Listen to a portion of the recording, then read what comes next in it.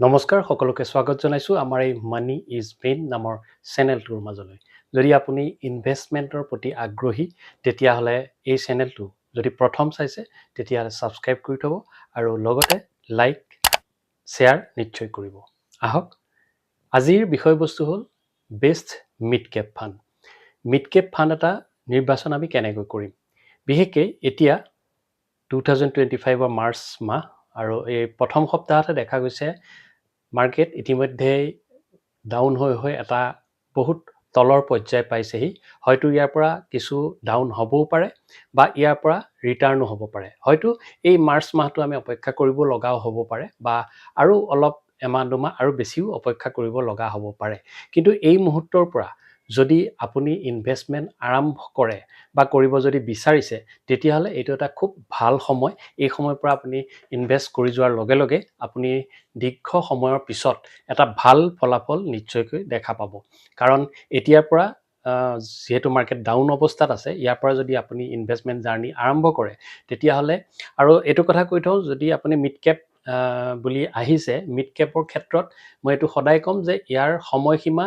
আপুনি 7 বছৰৰ তলত কোনো কাৰণত নাভাবিবই। 7 বছৰৰ অধিক সময়ৰ কাৰণে ইনভেষ্ট কৰিম বুলি যদি আপুনি ভাবিছে তেতিয়াহ'লেহে আপোনাৰ এই মিড কেপ কেটেগৰীটো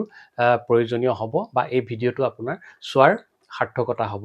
গতিকে আপুনি 7 বছৰৰ ওপৰত যদি ভাবে, বিশেষকৈ 10 বছৰ অধিক কাল হ'লেতো আৰু খুব ভাল কথা,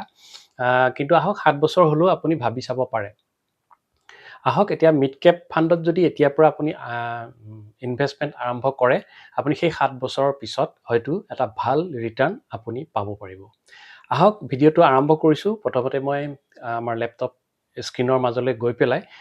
কিছুমান মিড কেপ ফাণ্ড আছে, সেই ফাণ্ডবিলাক আমি চাবলৈ চেষ্টা কৰোঁ। আহক আমি এতিয়া লেপটপ স্ক্ৰীনলৈ আহিছোঁ। তাত দেখা গৈছে যে এটা ৱেবছাইটত গৈ মিড কেপ ফাণ্ড চাৰ্চ কৰাৰ লগে লগে ইয়াত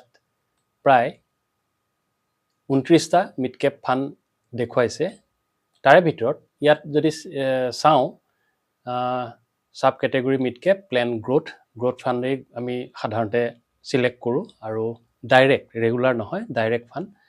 ইয়াত যদি AUM চাইজটো চাওঁ, অৰ্থাৎ ফাণ্ডটোৰ চাইজটো কিমান, অৰ্থাৎ কিমান মানুহে ইয়াত ইনভেষ্ট কৰিছে তাৰ ওপৰত নিৰ্ভৰ কৰি তাৰ AUMটো নিৰ্ণয় হয়। গতিকে সৰ্বাধিক AUM যদি চাবলৈ যাওঁ তেতিয়াহ'লে দেখা গৈছে যে HDFC mid Cape opportunity fund সকলোতকৈ ডাঙৰ AUM, আৰু সকলোতকৈ সৰু AUM যদি চাবলৈ যাওঁ তেতিয়াহ'লে টাউৰাছ মিড কেপ ফাণ্ড, ইয়াৰ এইটো হ'ল AUM চাইজ। ইয়াৰ পিছত আমি যদি CAGR ৰিটাৰ্ণটো 3 বছৰত চাবলৈ যাওঁ তেতিয়াহ'লে সকলোতকৈ বেছি CAGR 3 বছৰত দিছে মতিলাল অছৱাল মিড কেপ 29.26, আৰু ঠিক তেনেকৈ 3 বছৰৰ CAGR যদি চাবলৈ যাওঁ তেতিয়াহ'লে বন্ধন WOC JM মিড কেপ, এইকেইটা ফাণ্ডৰ অলৰেডি 3 বছৰ হোৱা নাই, গতিকে তেওঁলোকৰ CAGR 3 বছৰটো দেখুওৱা নাই। PGIM মিড কেপৰ 12.23, অৰ্থাৎ যথেষ্ট কম। ইয়াৰ উপৰিও আৰু এটা বস্তু আমি চাবলগীয়া হয়, এক্সপেন্স ৰেচিঅ', অৰ্থাৎ আপুনি ফাণ্ডটোৰ এগেইনষ্টত আপুনি কিমান এছেট মেনেজমেণ্ট কোম্পানীক পে'মেণ্ট কৰিছে সেইটো নিৰ্ভৰ কৰে। যিমান এক্সপেন্স ৰেচিঅ' কম হয় সিমানে আমাৰ সুবিধাজনক হয়। এতিয়া সকলোতকৈ যদি আমি বেছি এক্সপেন্স ৰেচিঅ' চাবলৈ যাওঁ তেতিয়াহ'লে টাউৰাছ মিড কেপ দেখা গৈছে 1.98, এইটো যথেষ্ট বেছি। আৰু সকলোতকৈ কম এক্সপেন্স ৰেচিঅ' যদি চাবলৈ যাওঁ তেতিয়াহ'লে ITI মিড কেপ 0.11। গতিকে ITI মিড কেপ এটা ভাল ফাণ্ড এক্সপেন্স ৰেচিঅ'ৰ ক্ষেত্ৰত। ছেকেণ্ডতে আছে ইডিউলাইজ, কোটাক ইমাৰ্জিন থাৰ্ডত আছে 0.44, WOC আছে তাৰপিছত মহিন্দ্ৰা মানুলিভ, PGIM মিড কেপ, এইদৰে এখন লিষ্ট এক্সপেন্স ৰেচিঅ'ৰ ওপৰত নিৰ্ভৰ কৰিছে। এতিয়া ইয়াৰ ভিতৰত সকলোতকৈ পপুলাৰ আৰু জনপ্ৰিয় ফাণ্ড বুলি ক'ব পাৰি, সেইকেইটা আমি নিৰ্বাচন এটা কৰিছিলোঁ। তাৰে কম্পেয়াৰ যদি কৰি চাওঁ তাৰে ভিতৰত 4টা ফাণ্ড কম্পেয়াৰ কৰিবৰ কাৰণে আনি চাইছোঁ, মতিলাল, কোৱাণ্ট, ইডিউলাইজ আৰু HDFC। তাৰে ভিতৰত ইয়াৰ যদি ফাণ্ডটোৰ বয়স চাবলৈ যাওঁ তেতিয়াহ'লে মতিলালৰ 11 বছৰ, কোৱাণ্ট, ইডিউলাইজ আৰু HDFCৰ 12 বছৰ ক্ৰছ কৰিছে। তাৰপিছত ৰিটাৰ্ণৰ ক্ষেত্ৰত চাবলৈ যদি যাওঁ তেতিয়া 3 মান্থৰ ৰিটাৰ্ণটো নিগেটিভত গোটেইখিনি আছে, কাৰণ এতিয়া মাৰ্কেট যথেষ্ট ডাউন হৈ আছে। তাকে যদি আমি 5 বছৰত চাবলৈ যাওঁ তেতিয়াহ'লে মতিলালৰ 28.14, কোৱাণ্টৰ 29.85, ইডিউলাইজত 26.69, HDFCৰ 25.74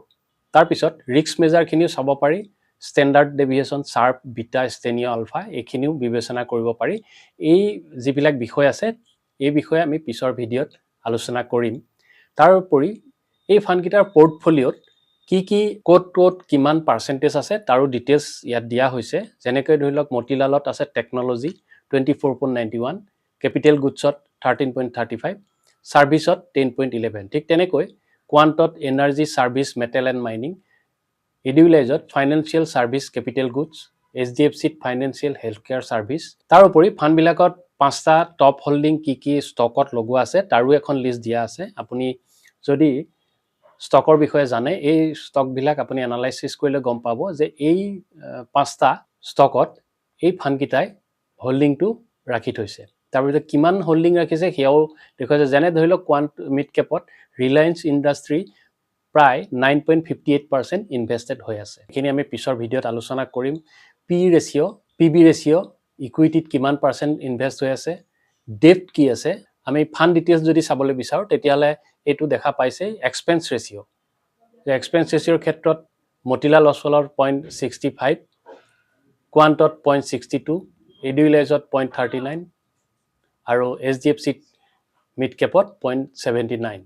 গতিকে এইখিনি আছিল মিড কেপ ফাণ্ড তাৰ ভিতৰত মোৰ ব্যক্তিগতভাৱে মোৰ অলপ প্ৰিয় ফাণ্ড হিচাপে আছে Motilal Oswal mid cap HDFC mid cap তাৰ উপৰিও এডিউলাইজ মিড কেপ আৰু যিকেইটা ফাণ্ডৰ বিষয়ে ক'লো সেই গোটেইখিনি ফাণ্ডেই মোটামুটি ভাল বুলিব পাৰি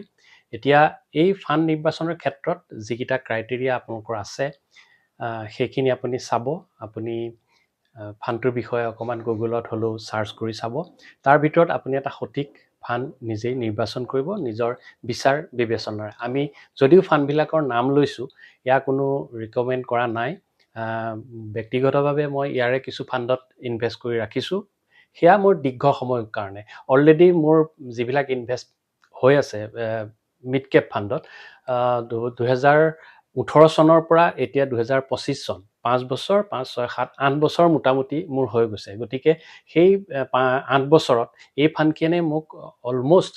ডাবলতকৈ অধিক ফাণ্ড ৰিটাৰ্ণ দিলে তথাপিও এই অলপ দিনৰ পৰা যি মাৰ্কেট ডাউন হৈ আছে ডাউন হৈ থকাৰ মুহূৰ্তত মোৰ কিন্তু ফাণ্ড ভ্যালু বহুতো কমি গৈছে এই 5 মাহৰ ডিউৰেশ্যনতহে কমি গৈছে কিন্তু মই এটো কাৰণে চিন্তিত নহয় এই কমি যোৱাৰ সময়ত মই চেষ্টা কৰিছো যদি মোৰ কিবাকে লামসাম পইচা আছে যিখিনি SIP গৈ আছে সেইখিনিটো কন্টিনিউয়াস গৈ আছে হেতুত মই কোনো হকাবধা কেতিয়াও নকৰোৱে মোৰ এটা টাৰ্গেট আছে সেই টাৰ্গেটতহে মই তাক SIP টো ষ্টপ কৰিমগে আৰু সেই টাৰ্গেটটো থকাটো খুবেই ভাল টাৰ্গেট থাকিলেহে আপুনি সেইমতে আগবাঢ়ি যাব পাৰিব গতিকে এই ডাউন হোৱা সময়খিনিত নতুনকৈ ইনভেষ্ট কৰিবলৈ খুব ভাল হৈছে যদি আপুনি এতিয়ালৈকে একেবাৰে আৰম্ভই কৰা নাই তেতিয়াতো আপোনাৰ এটো এটা ভাল সময় ষ্টাৰ্ট হ'ব আপুনি যদি অকন দীৰ্ঘ সময়ৰ কাৰণে মই কৈছো দীৰ্ঘ সময়ৰ কাৰণে যদি ভাবিছে 7 বছৰ প্লাছৰ ক্ষেত্ৰত মিড কেপলৈ ভাবিব পাৰে 10 বছৰ অধিক হলে বেছি ভাল হয় আৰু যদি আৰু আপোনাৰ এজ আৰু কম আপুনি যদি 25 বছৰ মানত আছে তেতিয়াপতো আৰম্ভ কৰিলে আপুনি 10 বছৰটো দূৰৰ কথা 15-20 বছৰ আপুনি ইনভেষ্ট আৰামছে কৰিব পাৰিব সৰু এমাউন্টে হওক 500 টকাই হওক SIP হিচাপে সেই হিচাপে আৰম্ভ কৰিব বা আপুনি বোলে মই মোৰ গুটাকে 10000 টকা এটা আছে অলপকৈ ইনভেষ্ট কৰি যাওঁচোন লামসামৰ ক্ষেত্ৰত এটাই আপুনি ইনভেষ্ট কৰিলে সদায় 10000 টকা এটা ধৰি লওক ইনভেষ্ট যদি কৰিব খুজিছে তাক আপুনি লৈকে 5 ভাগ কৰি পেলাওক 2000 কে যিদিনা অকন মাৰ্কেটৰ গতিবিধি ডাউন হৈ থাকিব সেইদিনাখনি ইনভেষ্ট কৰিব আৰু একেলগে গোটেইখিনি পইচা ইনভেষ্ট নকৰিব কাৰণ ক'ব নোৱাৰি আজি আপোনাৰ NAV যদি অলপ ওপৰত আছে কাইলে আৰু অলপ কমি যাব পাৰে কিন্তু হেতু মানে ভাগ্যৰ ওপৰত কথা মাৰ্কেটৰ ওপৰত কথা কিন্তু SIP ক্ষেত্ৰত তেনেকুৱা নহয় আমি যেহেতু মাহেলি এটা নিৰ্দিষ্ট ডেট নিৰ্বাচন কৰি দিও গতিকে নিৰ্দিষ্ট ডেটত আমি SIP টো সেই তাৰিখত যাব সেই তাৰিখত যদি মাৰ্কেট ডাউন হয় আপোনাৰ কাৰণে লাক আৰু যদি ডাউন নহয় আপ হয় তেতিয়াহলে